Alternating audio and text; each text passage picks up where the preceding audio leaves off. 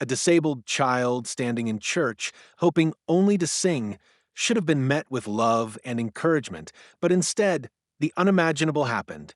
In front of the congregation, the president of the Homeowners Association, a woman infamous for her arrogance, raised her hand and slapped the little girl across the face. The sound echoed through the sanctuary, shocking those who witnessed it. Yet, what followed was even more disturbing. Silence, hesitation, and the cold approval of a few who believed the child did not belong on the choir stand. This was not a stranger, not an outsider, but a 12-year-old who wore leg braces, who walked with courage despite her struggles, and who carried a voice full of hope. That innocence was crushed in an instant by cruelty so bold it felt like evil itself had entered the house of God. Before we continue, comment where you're watching from and subscribe for more Karen stories. The slap was not just an act of violence. It was the culmination of months of harassment, prejudice, and open hatred from a woman who believed her position in the HOA made her untouchable. Yet what she failed to realize was that this family carried a strength and connection she could never anticipate. She thought she could humiliate a child, silence her joy, and walk away without consequence. But this act, this single moment of arrogance, would become the spark that exposed her power for what it truly was: fragile, corrupt, and destined to fall. Sada was not just my daughter. She was the light of our family, a girl who had learned to smile through struggles that would have broken most adults. Born with a disability that required her to wear leg braces, she grew up facing stares, whispers, and cruel jokes from people who could never understand her courage. And yet every morning, she woke with a heart full of hope and a determination to live like any other child. She loved music, and church became her sanctuary, the one place where she felt her voice mattered. Singing in the choir gave her a sense of belonging, a way to rise above the limitations of her body and share something pure with others. My wife and I encouraged her, proud of her bravery, and we believed, naively, that the church community would protect and embrace her. But living under the shadow of our HOA president, Karen, quickly shattered that illusion. Karen was the kind of woman who thrived on power, a person who believed rules were weapons meant to humiliate rather than guide. She fined us for the wheelchair ramp we built, claiming it ruined the aesthetic of the neighborhood. She complained about Sada moving too slowly down the sidewalk, as if her disability was an inconvenience to her perfect world. She even accused us of letting the sound of Sada's medical equipment disturb the peace of her evenings. Every encounter left us drained, but we endured, reminding ourselves that kindness and faith would carry us through. Yet the venom Karen carried seeped into every interaction, building tension that no amount of patience could dissolve. Still, we clung to the belief that church was different, that inside those walls we would be free from her cruelty. We never imagined she would dare to bring her spite into a place meant for worship, where forgiveness and compassion were supposed to reign. But that was just the beginning. Because while we believed we were walking into God's house for peace, Karen was walking in with an agenda, and her arrogance was about to turn an ordinary Sunday into a nightmare none of us would forget. The Sunday that changed everything began like any other, with Sada dressed in her favorite white dress, her leg braces polished, and her hymnal tucked carefully under her arm. She walked slowly, her step steady but strained, while my wife and I stayed close, ready to catch her if she stumbled. Her eyes shone with anticipation. Because the choir was singing her favorite hymn that day, and she wanted nothing more than to be a part of it. The congregation filled the pews, voices murmuring in prayer. Yet the moment Karen's sharp eyes spotted Sada making her way to the choir stand, the peace in the room seemed to falter. Karen whispered to the people around her, shaking her head with exaggerated disgust, and soon, more than one pair of eyes turned toward my daughter with thinly veiled judgment. Sada noticed, but she pressed on, whispering to us that she just wanted to sing. And so she climbed the few steps with determination, her braces clinking softly against the wooden floor. But Karen wasn't finished. "Why does she have to be up there?" she said loudly enough for everyone to hear, her voice laced with venom. "She slows everything down. This isn't a hospital." Gasps spread through the room, but no one challenged her. My blood boiled.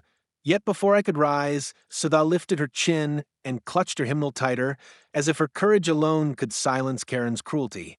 The choir began to sing, and my daughter's fragile, sweet voice rose with airs, filling the sanctuary with a sound that carried innocence and faith.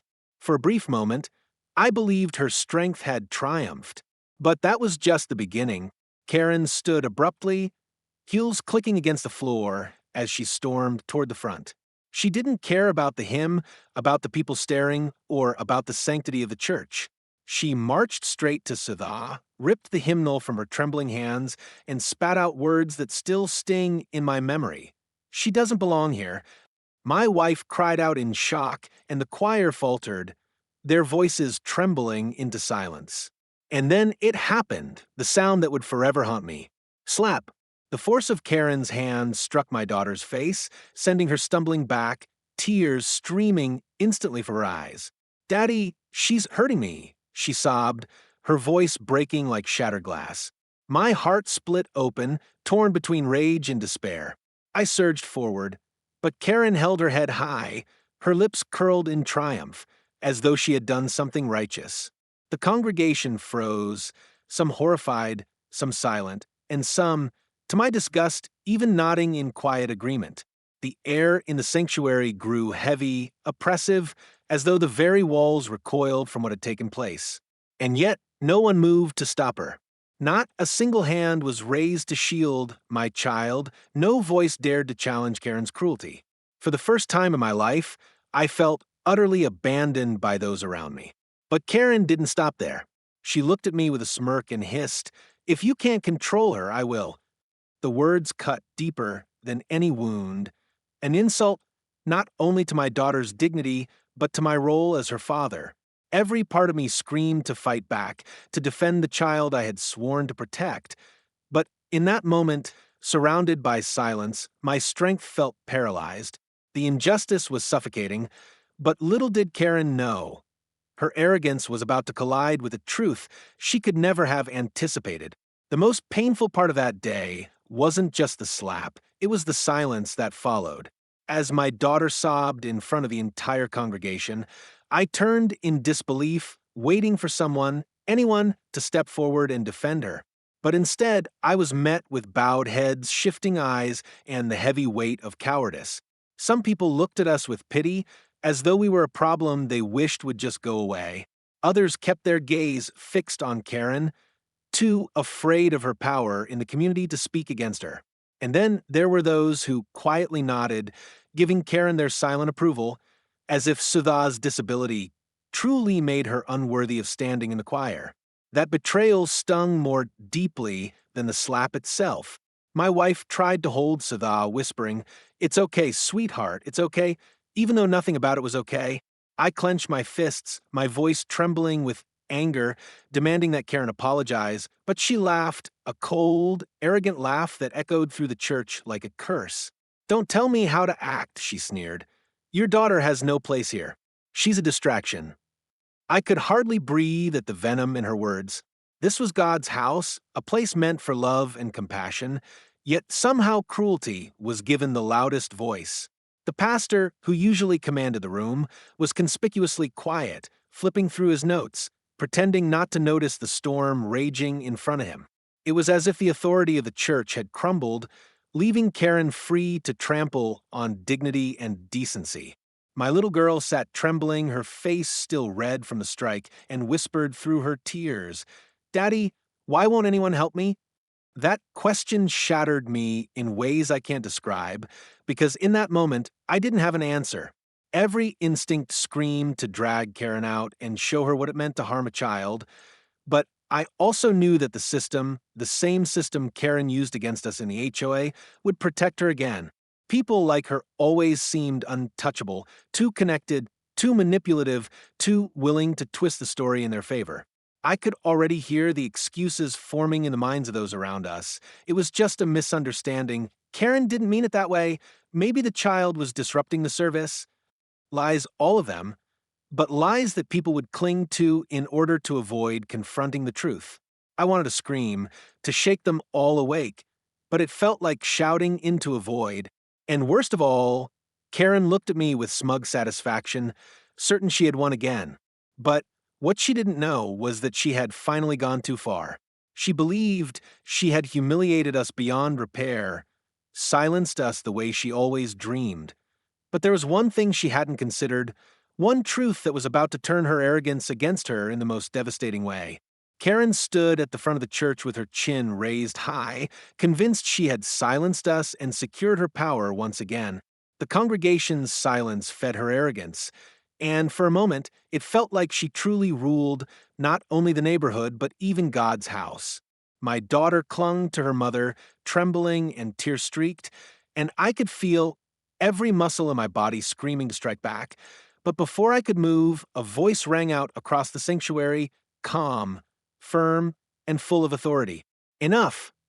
The room stilled. I turned toward the pulpit where the pastor stood, his hand pressed against the Bible as his gaze locked on Karen with an intensity that stripped her smirk away. What Karen didn't know, what no one in that congregation except my family understood, was that this pastor wasn't just the leader of the church. He was my brother, a man who had known Sada since the day she was born, who had prayed over her hospital crib when doctors said she might never walk, and who had sworn to protect her as fiercely as any parent would. His voice thundered, "You dare strike a child in God's house? You dare humiliate one of his little ones before this congregation." Karen stammered, trying to hide her surprise, but my brother didn't give her space to recover. He stepped down from the pulpit, his robe flowing like a mantle of judgment, and stood directly in front of her. "You think your title as HOA president gives you power here? You think your arrogance makes you untouchable? You are wrong. Here, in this sanctuary, cruelty has no authority." The silence in the church shifted. The same people who had cowered moments ago now leaned forward, watching as Karen's mask began to crack. She opened her mouth to protest, but my brother raised his hand, his voice slicing through her excuses. "This family is my family. This child is under my protection. And you," he pointed directly at her, "will answer for what you've done today."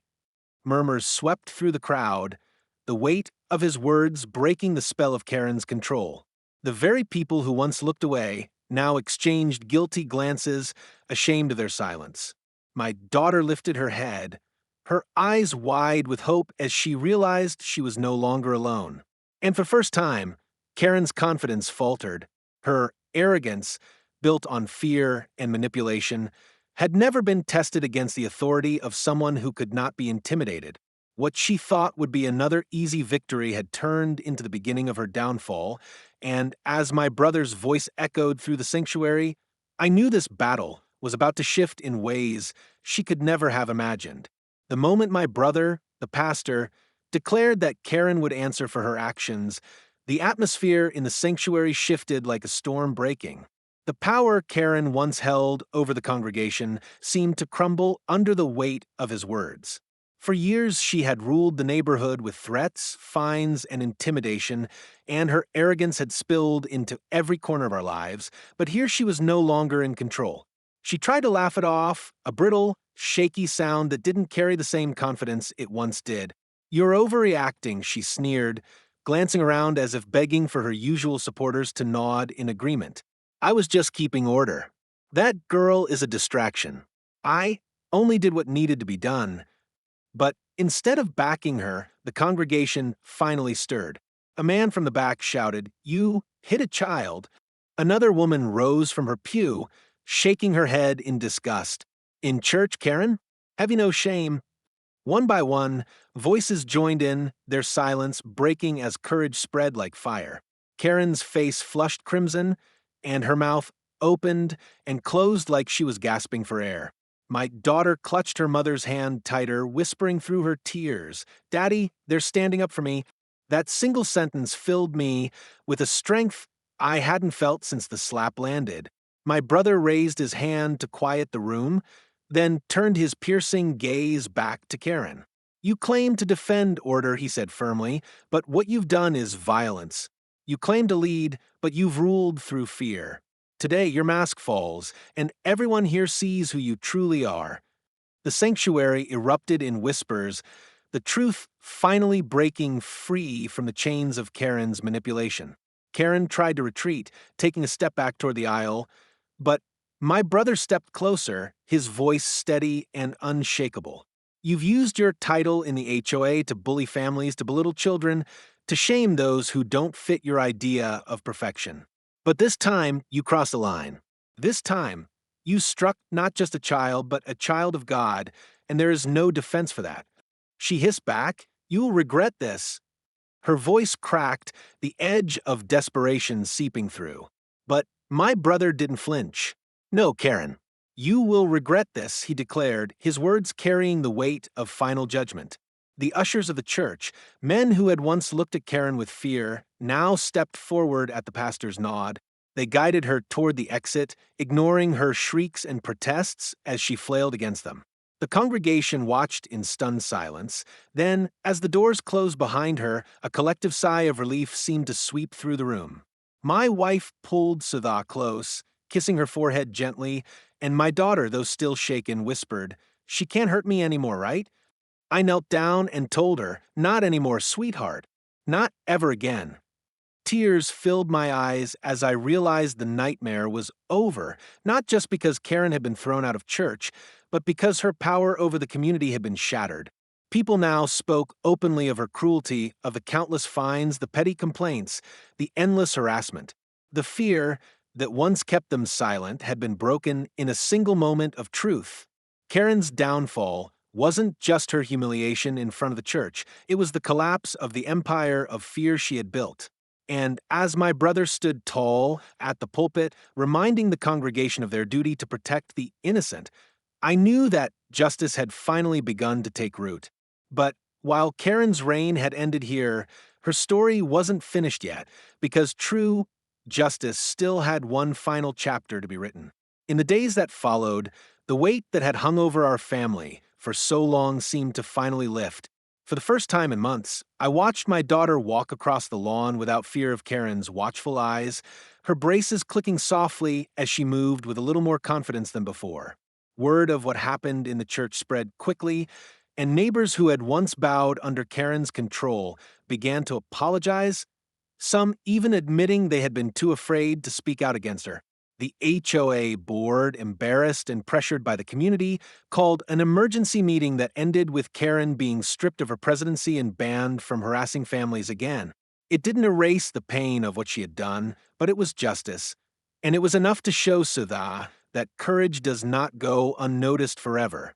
On the following Sunday, when she stepped onto the choir stand again, the entire congregation stood and applauded before she even sang a note. Tears filled her eyes as she looked back at us, whispering, "They believe in me now, Daddy." And in that moment, I realized something powerful. Even the cruelest actions can be turned into victories when truth is brought into the light. Karen thought her arrogance made her untouchable, but in the end, her pride became her downfall. The lesson was clear, not just for us, but for everyone watching. No position, no title, no illusion of power gives anyone the right to trample on the dignity of another, especially the vulnerable. As I held my daughter close, her voice rising with the choir once again, I knew she had reclaimed what Karen tried to steal from her joy, her courage, and her place in God's house. And for the first time in a long time, I felt peace knowing that justice had been served and that kindness had triumphed over cruelty.